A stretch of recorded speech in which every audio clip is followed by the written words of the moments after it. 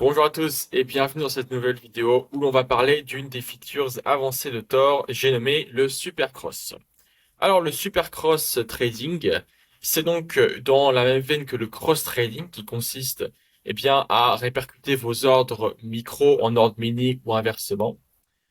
Ici, ça va s'appliquer à un asset entier. Donc en gros, le but c'est d'arriver, grâce à cette feature, d'arriver à répercuter vos trades d'un asset d'un compte à un autre asset sur un autre compte, sur un autre fournisseur de données. Donc, pour faire ça, on va voir les applications également, mais je vais faire le process en entier. Donc, vous allez aller dans Ajouter un compte, comme si vous vouliez ajouter un compte normal, hein. Il n'y a aucune étape qui diffère. Donc voilà, je vais ajouter le 62. Ensuite, je vais mettre le 68. Tiens. En levier, je vais mettre du 1.1 pour voir un peu les capacités au niveau de la copie des micros. Je vais laisser inverser en non et je vais faire ajouter. Ici, c'est le process qu'on a vu 10 000 fois. Et on a notre petite ligne de copie juste ici. Là où on va s'intéresser, c'est au niveau de ce bouton, au niveau des mappages des symboles. Alors, si je clique dessus, clac, vous allez avoir cette interface. Cette interface, donc elle est très utile pour le changement interbroker. Mais ici, vous voyez que puisque nos deux brokers sont identiques, à savoir c'est rythmique, le nom des symboles l'est forcément. Là où on va un peu agir, c'est au niveau du symbole suiveur. Vous allez prendre n'importe quel symbole de votre choix et vous allez aller à la ligne correspondante. Moi, je vais choisir ES parce que c'est un symbole que j'aime particulièrement trader. Et je vais supprimer la ligne. Je vais également, hop, prendre MES et supprimer la ligne. Et ensuite, j'ai donc supprimé une ligne de conversion de symbole. Il faut donc que je la remplace. Si vous ne remplacez pas la ligne, elle sera automatiquement remise si vous enregistrez. Donc, je vais taper mon nom de symbole ici. Vous voyez qu'il y a une superbe liste déroulante ici pour vous indiquer tous vos noms de symboles, pour vous donc ne pas vous perdre. Je vais donc choisir ES ici. Et donc, on m'a mis l'autocomplétion pour que je puisse ajouter simplement un symbole. Mais moi, je vais plutôt choisir, pourquoi pas de copier ES vers NQ. Donc, je choisis de copier ES vers NQ et je vais ajouter. Donc voilà, m'aligner ici. Et je vais faire la même chose pour MES. Hop. Et la mettre vers MNQ. Donc là, j'ai toutes mes deux lignes qui sont corrigées. Vous pouvez le faire avec tous les symboles que vous voulez.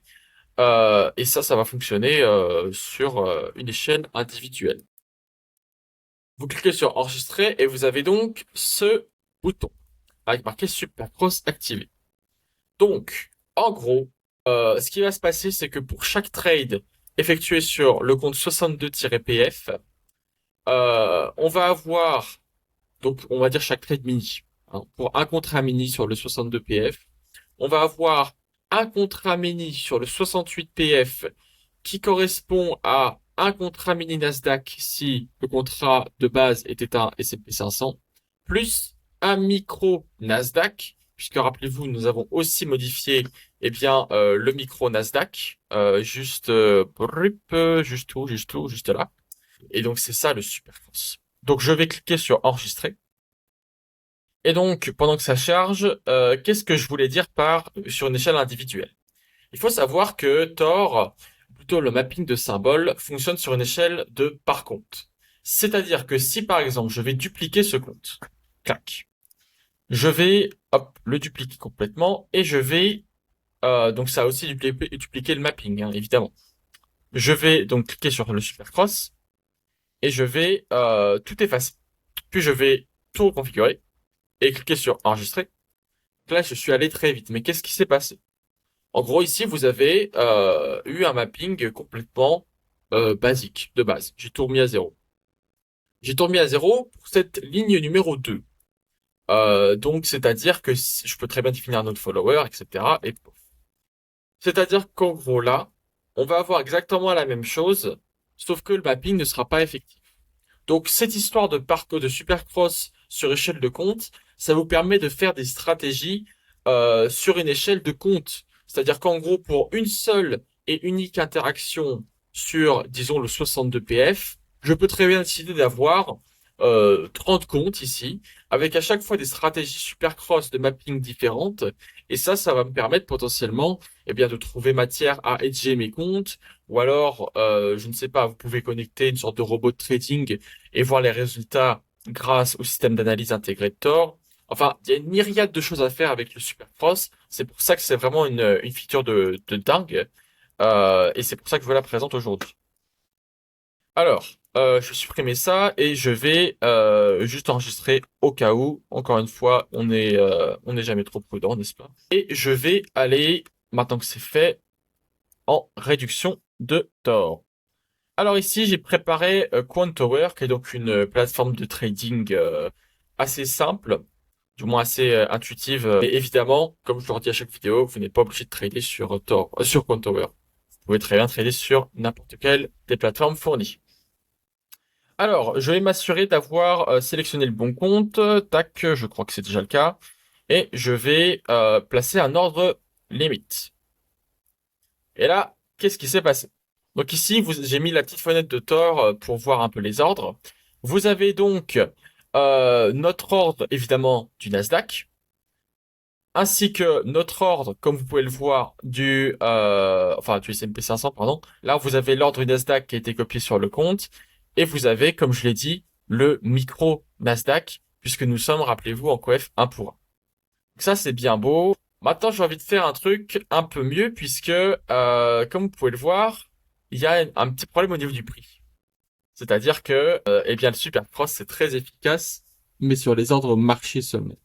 Comme vous pouvez le voir, là, on a un ordre limite de Nasdaq qui est lui aussi à 5000. Donc ça, je dirais que c'est l'inconvénient du Supercross, à savoir que vous allez être obligé de passer par des ordres de type marché. Ça va pas être possible de faire un écart de prix, tout simplement parce que là, un ordre limite de 5000 sur le Nasdaq, qui est actuellement à peu près à 17-18 000, ça passera jamais. Donc là, je vais annuler l'ordre et je vais à la place le prendre en marché. Donc voilà, je vais dans les positions ici pour voir un peu tout ça. Et donc vous pouvez voir que là, eh bien, toutes mes positions se sont prises correctement et tout marche du feu de Dieu, comme je pourrais le dire. Voilà, mon trait ne marche pas du feu de Dieu, mais bon, c'est la clôture, c'est normal. Mais donc voilà, et si je le ferme, tac, hop, comme vous pouvez le voir, tout ça s'est fermé avec une rapidité déconcertante. Ensuite, si je veux aller encore plus loin dans mon editing avec le Supercross, ce que je peux faire, c'est que je peux carrément activer un levier un peu plus exotique, on va dire du 1.6, et je peux également faire des trades inversés. Voilà.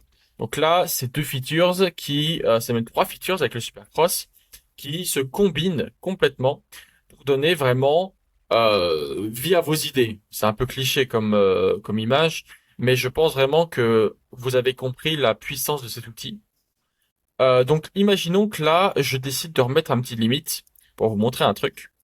Hop. Donc là, vous voyez que on a exactement ce que j'avais demandé, à savoir un supercross de S&P 500 à Nasdaq avec un levier de 1.6 et en inversé.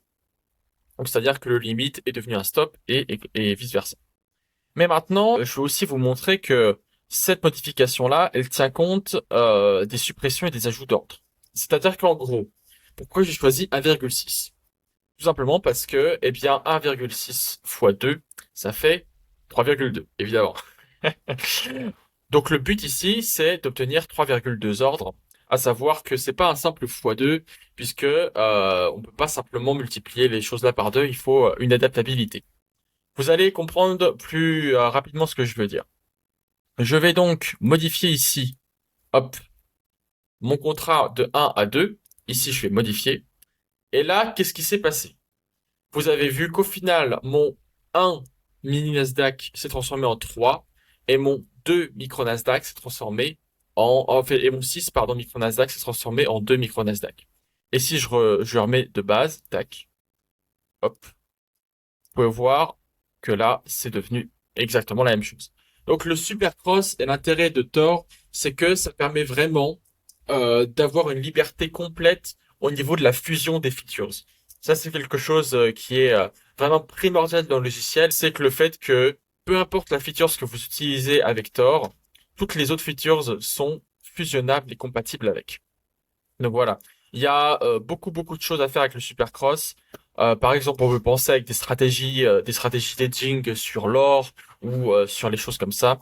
Et encore une fois, vu que c'est sur une base de par compte, rien ne vous empêche de multiplier vos tests à l'infini et de profiter de l'outil.